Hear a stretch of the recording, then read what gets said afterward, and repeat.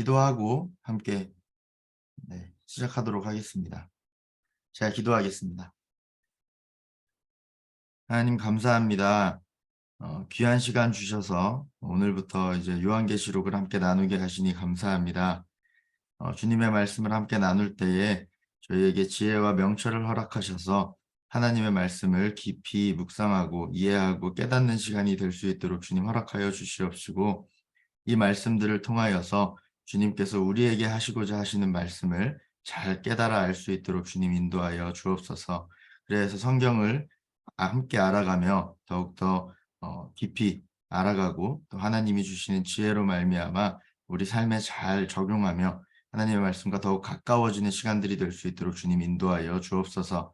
마치는 시간까지 함께해 주실 것 믿으며 감사드리며 예수님의 이름으로 기도합니다. 아멘. 네.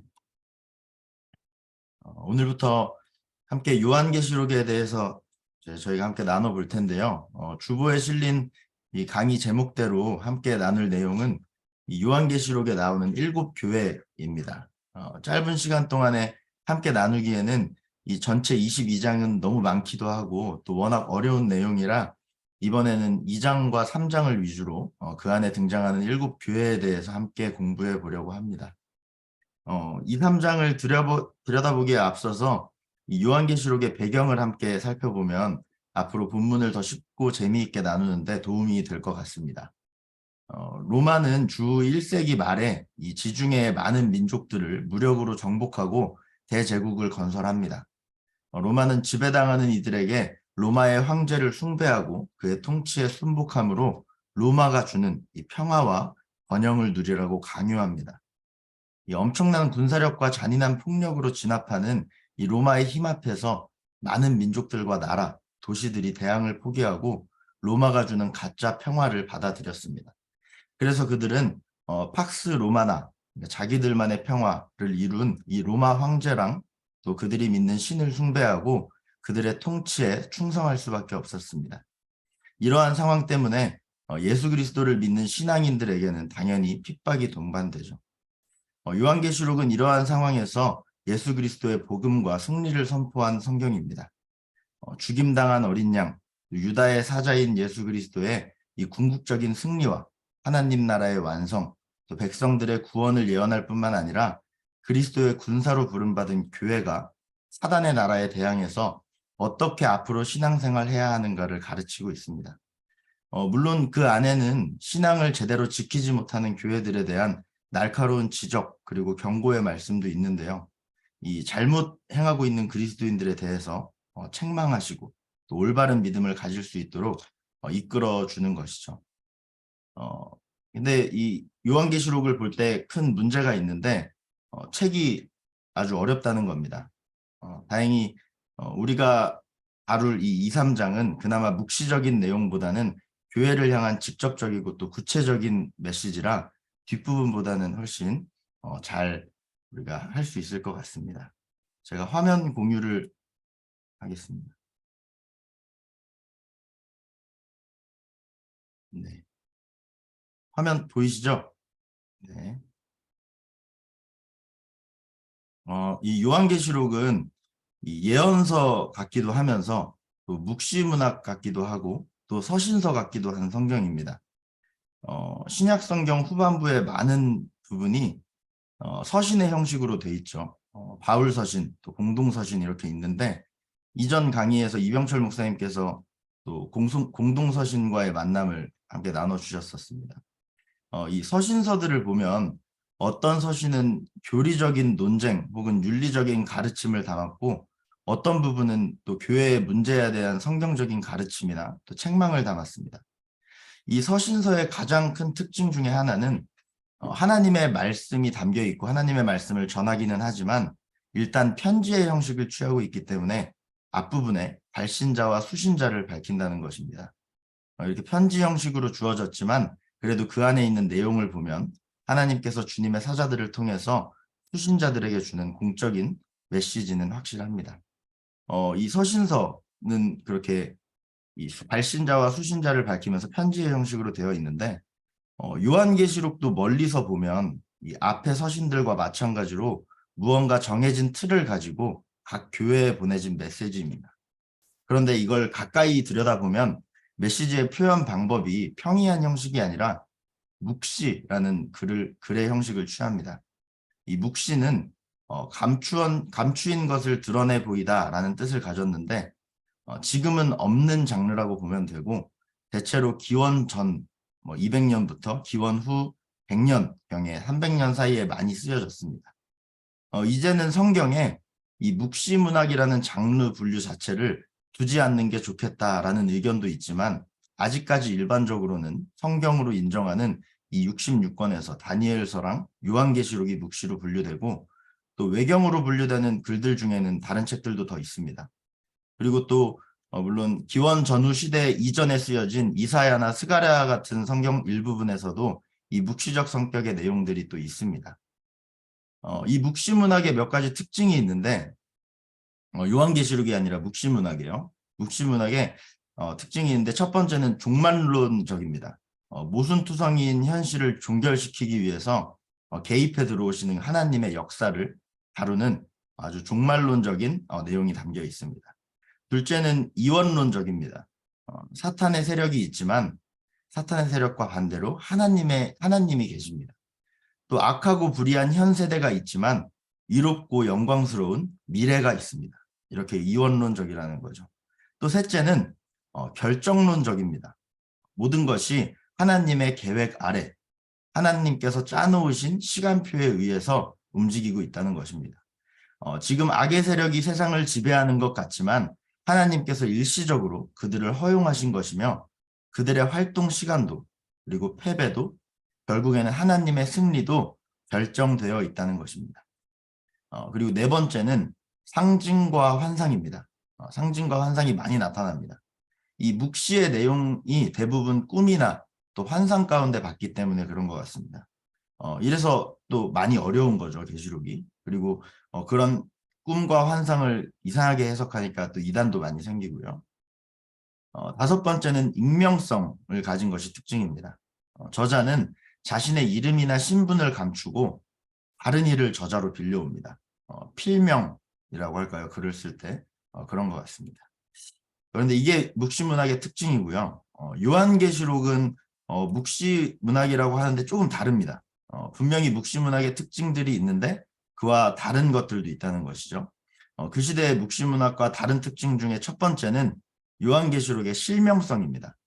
책 이름 자체가 요한계시록, 익명과는 거리가 멀죠. 누가 봐도 누가 쓴 책인가요? 요한이 쓴 책입니다. 두 번째, 대부분의 묵시의 글들에 비해서 이제 다른 대부분 묵시의 글들이 현세에 대해서 비관적인 데 비해서 요한계시록은 결코 비관적이지가 않습니다. 오히려 현실적이면서 낙관적인 부분도 있습니다. 사탄의 세력은 물론 더욱 강해지겠지만 앞으로도 더욱 강해지겠지만 결국 이 세상은 하나님의 통제 아래 있으며 교회는 궁극적으로 승리한다라는 것을 선포하고 있습니다. 그리고 세 번째는 우리가 앞으로 살펴볼 이 2장, 3장의 내용을 근거로 하는 특징인데요. 메시지의 대상이 되는 7 교회가 당시에 실제로 존재하던 교회들이었다는 점입니다. 물론 그 안에서 표현되는 예수님의 모습은 묵시적인 요소들이 있지만 구체적인 어떤 상황에 처해 있는 교회들을 위해서 교훈하고 책망하고 위로하는 메시지가 담겨 있는 것도 다른 묵시문학에서는 찾아볼 수 없는 아주 중요한 특징입니다. 실제적인 내용이 있다는 거. 그렇기 때문에 요한계시록이 말 그대로 계시록, 묵시라는 장르에 포함되어 있지만 속 알맹이는 그것과 좀 다르고 묵시라는 옷을 입고 있는 거다. 묵시라는 옷을 입고 있고 속 알맹이는 다르다라고 생각하면 좋겠습니다. 우리는 묵시라는 옷에 주목하는 것이 아니라 그 알맹이를 함께 보려고 합니다. 그래서 구조와 형식을 간단하게 보면은 요한계시록을 하나의 장르로 구분하기 어려운 이유가 앞과 뒤의 형식이 좀 다르게 보여지기 때문인데요. 요한계시록 전체를 놓고 봤을 때 우리가 볼 1장에서 3장은 서론에 해당합니다. 그리고 4장부터 20장이 본론, 21장, 22장이 결론인데 여기서 형식을 나누면 1장부터 3장으로 한 토막, 또 4장부터 22장까지 한 토막으로 나눌 수 있는데 앞부분은 예언에 가깝고 뒷부분은 묵시에 가깝습니다. 어렵죠. 사실 이 예언하고 묵시가 참 비슷한 말인데요.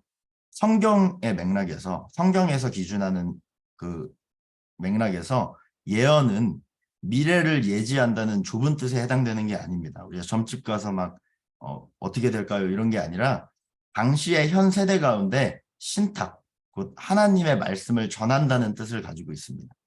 반면에 묵시는 환시적인 성격이 훨씬 강하죠. 이전에 언급한 특징들 같이 상징과 환상 같은 것을 통해서 감추어진 메시지를 전하는 성격이 큽니다. 이런 특징을 가졌다라는 걸 알아두시면 되겠고요. 요한계시록의 간단한 틀 한번 살펴봤습니다.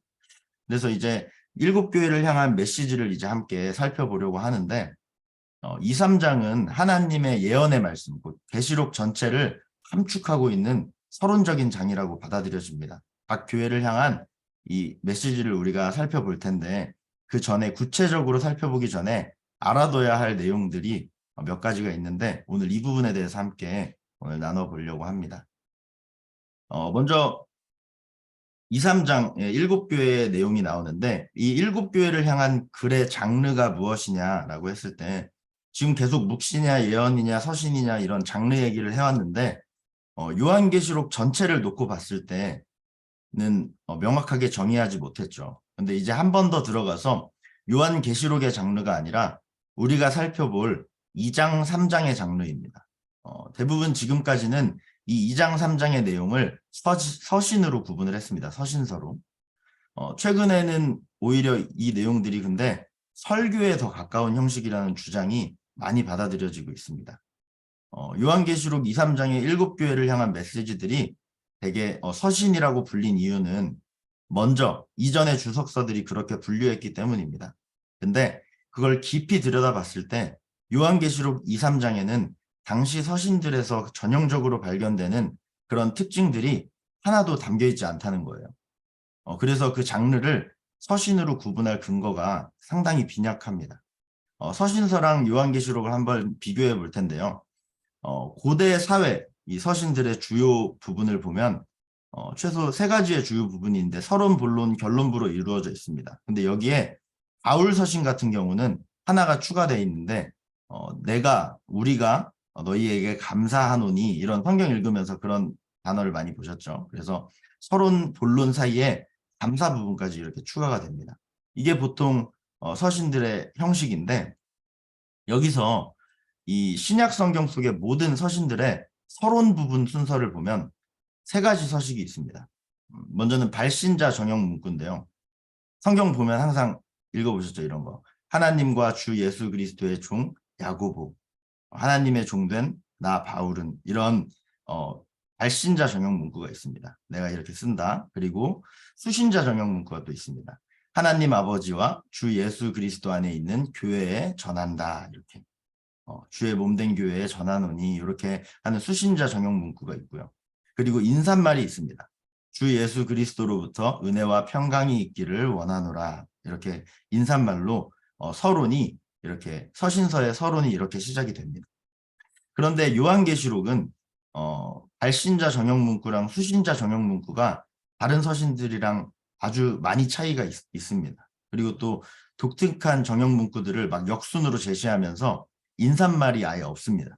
그러니까 구체적으로 보면 서신서랑 공통점이 없다는 거죠. 네. 그리고 또 신약 성경 속의 서신들의 서식들을 보면 공통적으로 나타나는 서식들이 있는데 호소 전형 문구입니다. 형제 자매들아 내가 너희를 권하노니 권하는 거죠. 좀 이렇게 해라 라고 권하는 문구가 있고요.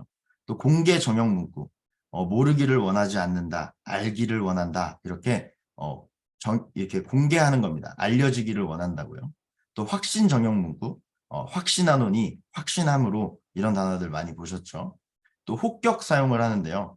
형제 자매들아 사랑하는 자들아 이런 단어들이 많이 나옵니다. 그런데 요한계시록에는 이런 서식들이 전혀 나타나지 않다는 게 아주 서신서와 아주 다른 부분들입니다. 근데 문제는 서신 장르에 속하지 않는다고 규정을 해도 이 2, 3장이 대신 어떤 장르로 분류해야 될지가 지금까지 다소 모호했다는 거예요.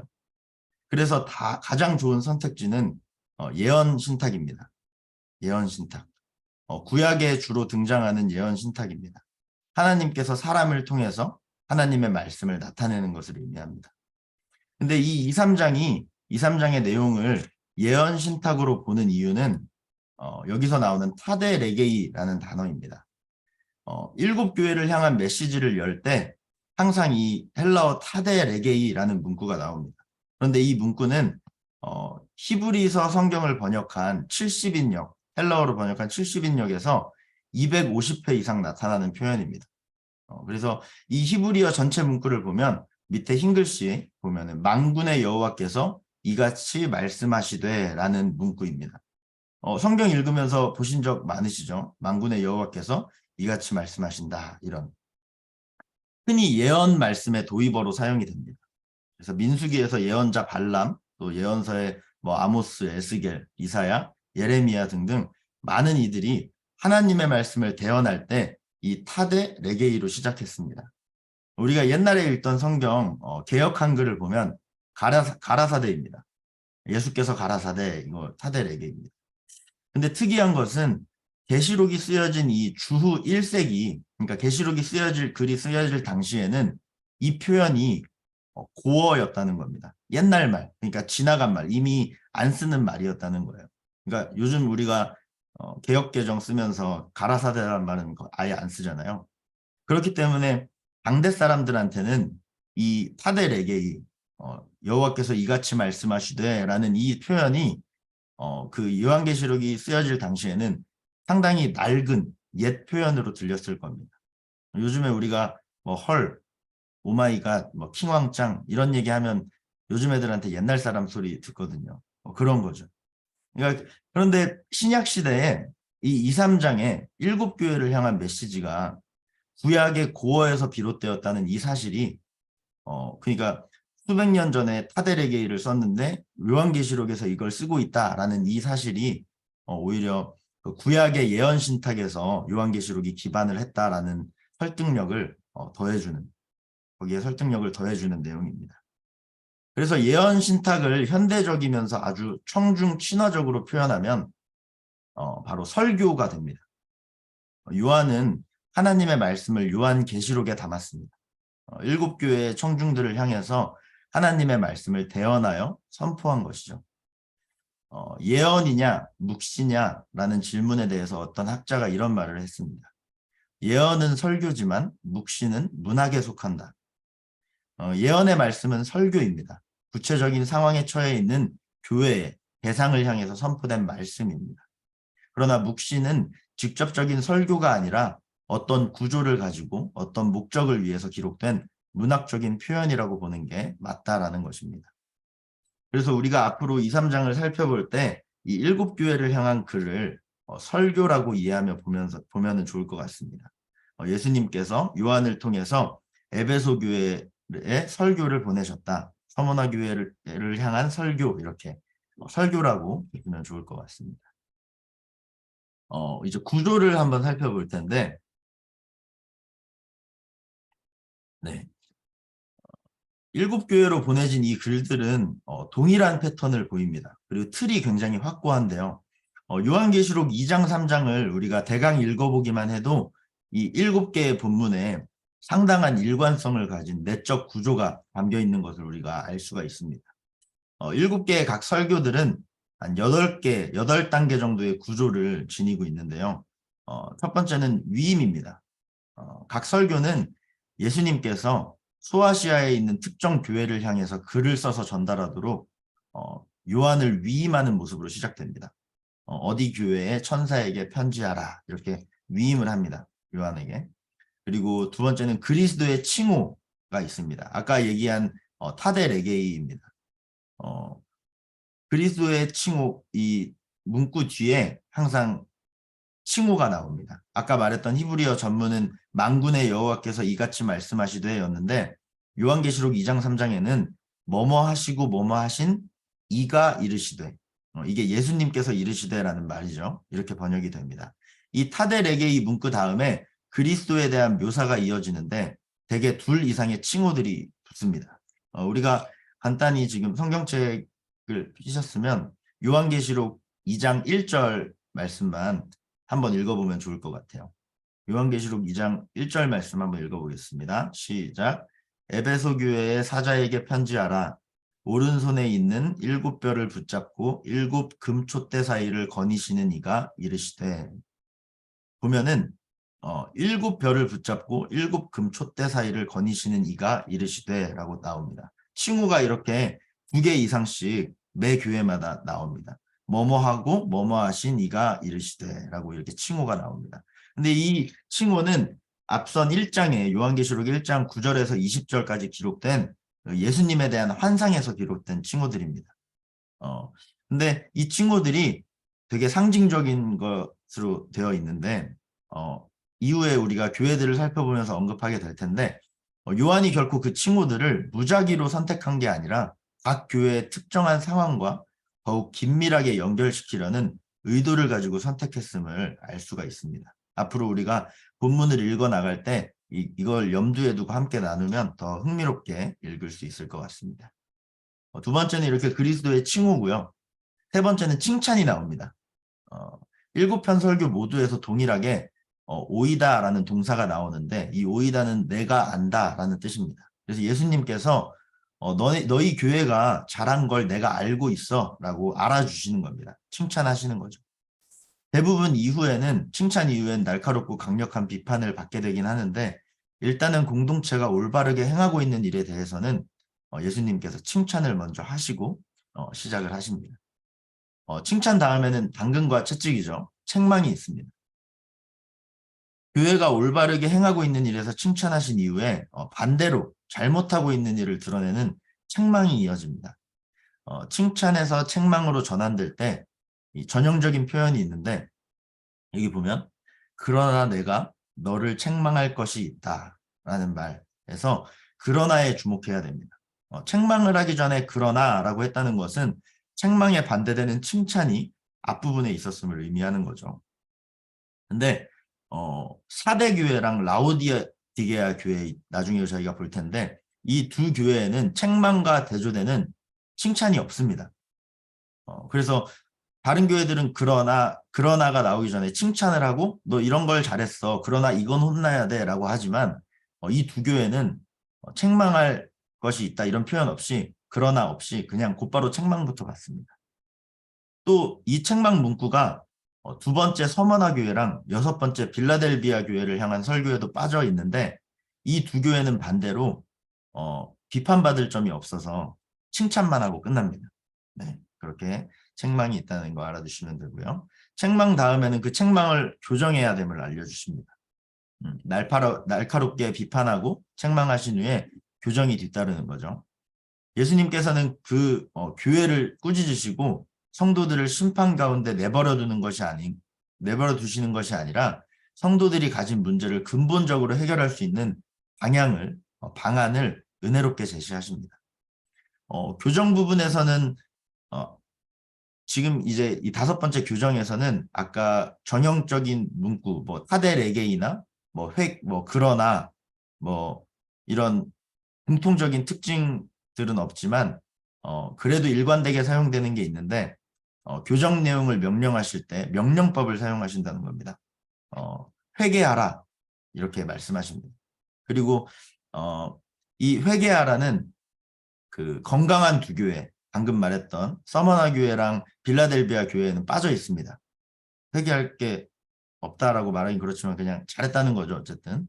그리고 또 한 가지 특징은 이 회개하라라는 이 회개를 촉구하기에 앞서서 접속사 그러므로라는 뜻의 운을 사용합니다. 그러니까 교정전이 바로 책망이죠. 그러니까 니네가 이런 잘못을 했어.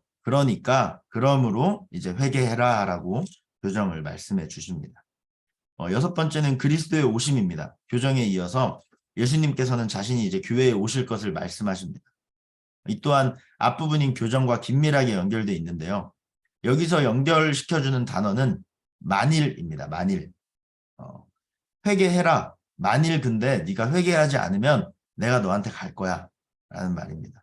우리 부모님들이 아기가 잘못하고 있으면 야, 엄마 가기 전에 다 제대로 해놔 이렇게 내가 가면 너 큰일 나는 거야. 이런 거 있죠. 그래서 만일 회개해라. 만일 너 안 하면 내가 갈 거야. 내가 갈 땐 큰일 나.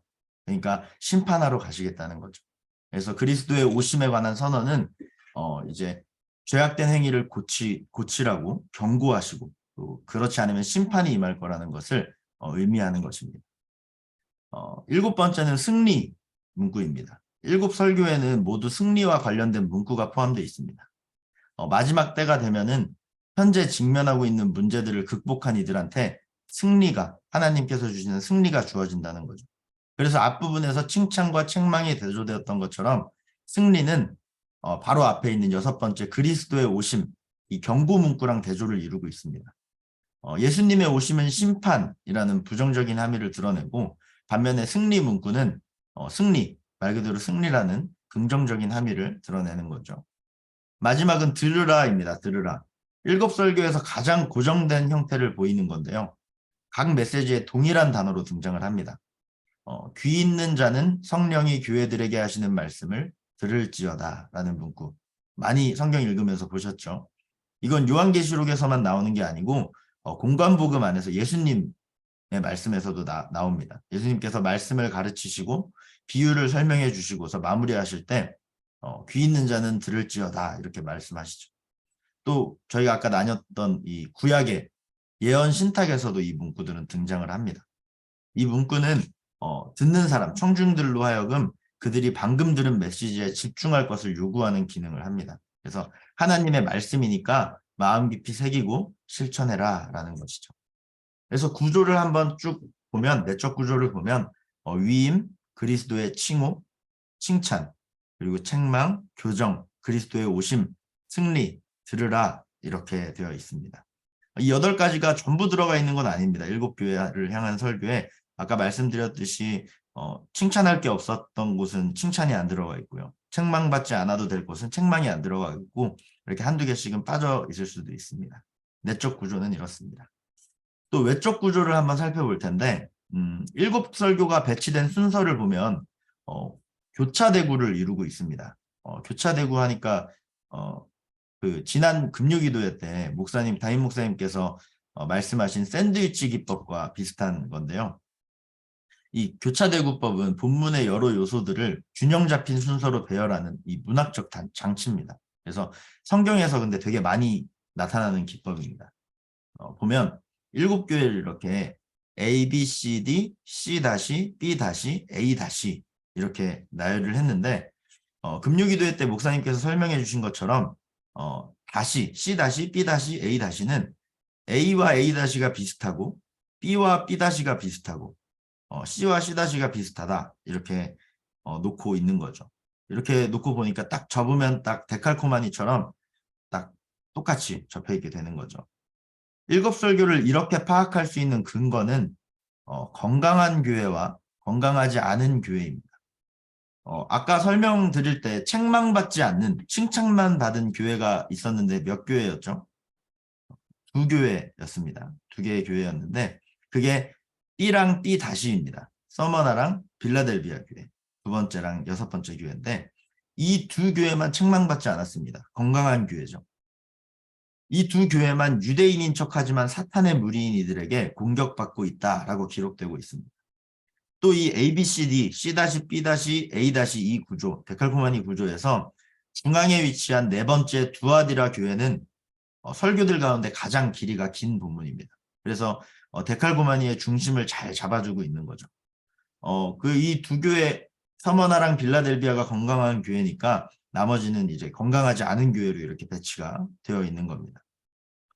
이 7교회의 교차대구법 배열을 통해서 우리가 중요한 사실을 하나 알 수 있는데요. 금요기도회 때 샌드위치 말씀하신 그 샌드위치를 한번 떠올려 보세요. 저는 햄버거가 더 좋으니까 햄버거로 하겠습니다. 그 A랑 A-는 샌드위치를 덮는 빵입니다. 내용물을 덮는 빵입니다. 그리고 빵과 빵 사이에는 B와 B- 양상추가 있고 가장 중앙에 C, D, C-에는 샌드위치에서 가장 중요한 메인 내용물이 있습니다. 계란 후라이, 치즈, 그리고 고기, 패티가 있어야 되겠죠. 그런데 지금 보시는 것처럼 노란 글씨로 건강하지 않은 교회, 빵하고 메인 자료들이 모두 상했습니다. 그럼 양상추로만 맛을 제대로 낼 수 있을까요? 그럴 수가 없죠. 건강하지 않은 5교회들이 각각 중요한 위치를 차지하고 있습니다. 처음, 중앙, 마지막을 다 차지하고 있는 거죠. 그리고 건강한 2교회는 소수일 뿐 아니라 건강하지 않은 다수의 교회들에 가려져 있습니다. 이 배열하고 구조는 당시 교회들의 영적인 상태가 전반적으로 좋지 않았다라는 것을 이렇게 교차대구를 통해서 강조하고 있다고 기억하시면 되겠습니다. 네, 이렇게 외적 구조까지 우리가 살펴봤고요. 역사적 맥락을 한번 보도록 하겠습니다. 역사적 맥락에서 먼저 발신자의 상황인데요. 요한계시록의 저자는 모두가 알다시피 요한입니다. 책의 서론격인 1장에서 3번, 그리고 결론인 마지막 장에서 1번 이렇게 내가 요한이다 라고 밝힙니다. 이 요한은 갈릴리 어부 요한, 예수님께서 사랑하시는 제자, 성경에 기록된 그 요한입니다. 예수님의 승천 이후에 초기 교회의 핵심적인 사도였죠. 사도 요한입니다. 이 사도 요한이 어디에서 기록한 책인가요? 이 계시록 말씀에도 나와 있고 잘 아실 텐데 반모섬에 있었습니다. 우리가 1장 9절 말씀, 계시록 1장 9절 말씀을 함께 읽겠습니다. 시작. 나 요한은 너희 형제요 예수의 환난과 나라와 참음에 동참하는 자라. 하나님의 말씀과 예수를 증언하였으므로 말미암아 반모라 하는 섬에 있었더니. 이 요한이 반모섬에 있었던 이유에 대한 해석은 3가지 정도가 있습니다. 첫 번째는 선교 활동을 목적으로, 두 번째는 계시를 받기 위해서, 요한계시록이니까요. 이 두 해석은 모두 요한이 자발적으로 반모섬에 갔다라는 가정을 하고 해석을 했습니다. 그리고 우리가 가장 잘 알고 있는 견해 3번째는 전통적인 견해죠. 요한이 일종의 형벌을 받아서 반모섬으로 유배를 가게 되었다는 해석입니다. 이 견해를 지지하는 근거를 우리가 이 본문에서 찾아볼 수 있는 거예요. 요한계시록 1장 9절에 예수의 환난과 나라의 참음에 지금 동참하고 있다라고 말씀합니다. 또 복음을 증거하다가 이렇게 되었다라고 말하는 거죠. 예수를 증언하였으므로 말미암아 지금 반모라 하는 섬에 있게 됐다라고 기록을 합니다. 또 역사적으로도 이 반모섬이 소아시아 해안 근처 이 군도에 있는 여러 작은 섬들 가운데 하나였는데 고전 세속 문헌들에 따르면은 이 에게해의 여러 작은 섬들이 이 반모섬을 포함한 작은 섬들이 유배지로 사용되었다고 합니다. 그러니까 여러 견해가 있지만 요한은 지금 유배를 당해서 반모섬에 있다라는 발신자의 상황을 우리가 알 수가 있는 거고요. 또 수신자의 상황을 한번 보면 로마 시대의 신앙생활을 떠올려 보면 초대교회 그 신앙생활 있잖아요. 우리가 환난과 핍박 중에도 성도는 믿음 지켰네, 이런 찬양의 가사가 떠오르는 그런 느낌으로 우리는 되게 생각을 합니다. 물론 그 시대에 초대교회를 향한 박해가 당연히 있었고 그 가운데 믿음을 지켜 열심히 목숨 걸고 신앙생활하는 일도 있었지만 우리가 7교회를 향한 설교를 하나하나 들여다보면은 거대한 악의 세력으로부터 박해받는 건강한 초대교회, 이런 그림만 보이는 것은 아닙니다. 저희가 앞서 나눈 대로 이 샌드위치 구조, 교차대구 구조를 봤을 때 건강하지 않은 교회가 훨씬 많았잖아요. 그런 외적 구조를 봤을 때 본 것처럼 이 교회들의 영적인 상태가 그렇게 좋지 않았다는 거예요. 건강하지 않은 5교회가 핵심 위치인 처음과 중앙과 마지막에 포진하고 있죠. 또 우리가 앞으로 살펴보겠지만 이 책망, 아까 내적 구조에서 책망 단락을 보면 교회에서 발생한 문제들은 이런 것들입니다. 서로 사랑하지 못한 것, 우상숭배, 성적 타락, 거짓 가르침, 자기 만족, 이런 심각한 문제들이 그 당시 교회 가운데 있었다는 거예요. 그래서 이 환난과 핍박 중에도 성도는 믿음 지켰네라는 이 내용이 7교회를 향한 내용이었다면 이 박해받는 그리스도인이라는 주제가 오늘날 우리 삶에 적용하기에는 와닿지 않았을 수도 있습니다. 우리가 지금 박해받으면서 막 신앙생활을 어렵게 하는 사람은 거의 없으니까요. 하지만 7교회를 향한 메시지는 오늘날 우리에게 적용하기에도 알맞는 여러 상황들을 구체적으로 보여주고 있습니다. 우리가 앞으로 7교회를 살펴보면서 그런 부분들을 잘 보고 함께 적용해 나가면 좋을 것 같습니다. 우리가 함께 읽어나갈 이 2장, 3장은 요한계시록 전체에서 매우 중요한 역할을 합니다. 첫 번째로 2장, 3장은 요한계시록의 말씀을 구체화합니다. 공유를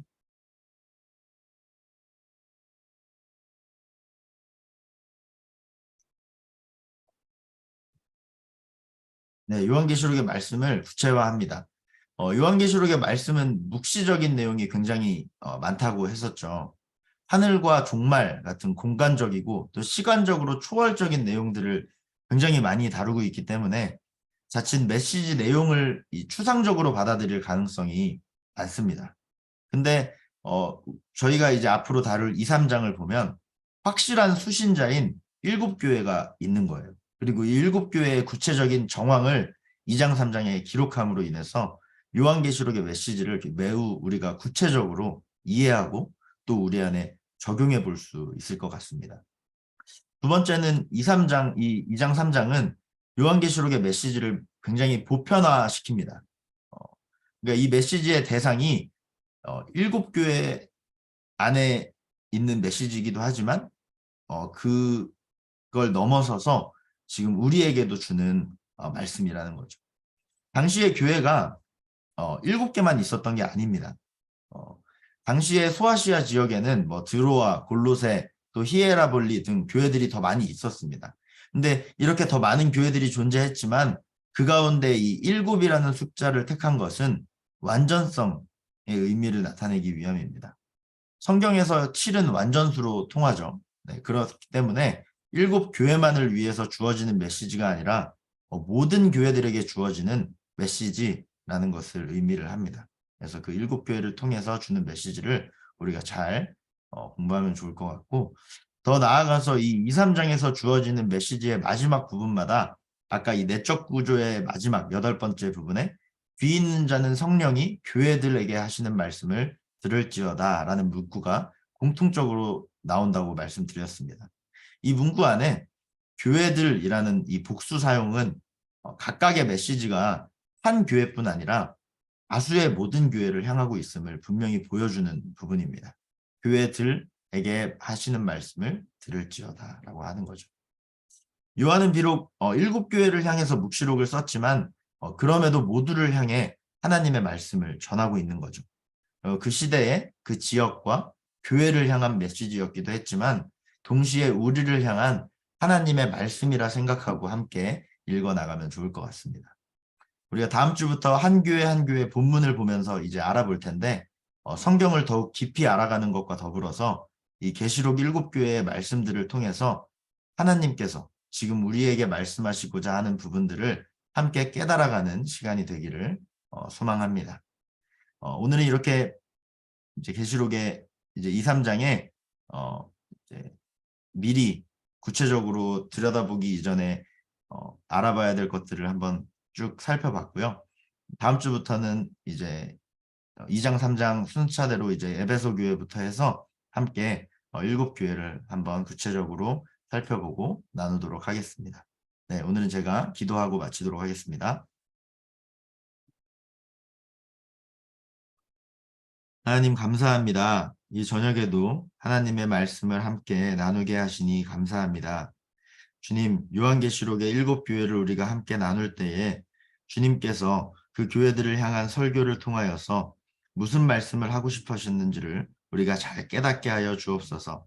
그리하여서 성경을 깊이 알아감과 동시에 하나님께서 우리에게 말씀하시고자 하시는 부분이 무엇인지를 우리가 잘 깨닫고 그것을 삶에 적용해 나가며 하나님과 동행하는 삶을 살아갈 수 있도록 주님 인도하여 주시옵소서. 감사드리며 예수님의 이름으로 기도합니다. 아멘.